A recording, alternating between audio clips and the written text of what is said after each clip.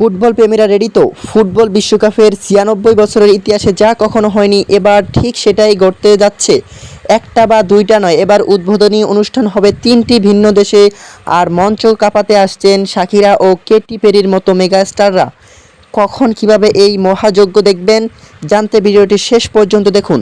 শুরুটা হচ্ছে আজ ১১ জুন বৃহস্পতিবার বাংলাদেশ সময় ঠিক রাত ১১টায় মেক্সিকোর ঐতিহাসিক আজতেকা স্টেডিয়ামে।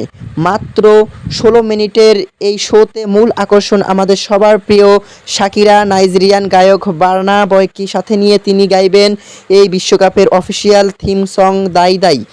সাথে থাকছেন মেক্সিকোর ঐতিহ্যবাহী লোকনৃত্য আর কালারফুল কালচারাল শো। ধামাকা কিন্তু এখানেই শেষ নয়।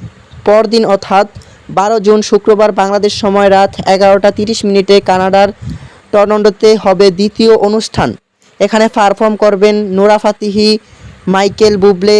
তবে আমাদের জন্য সবচেয়ে বড় গর্বের বিষয় হলো এই মঞ্চে পারফর্ম করবেন বাংলাদেশি বংশোদ্ভূত বিশ্ববিখ্যাত ডিজে সঞ্জয় দেব।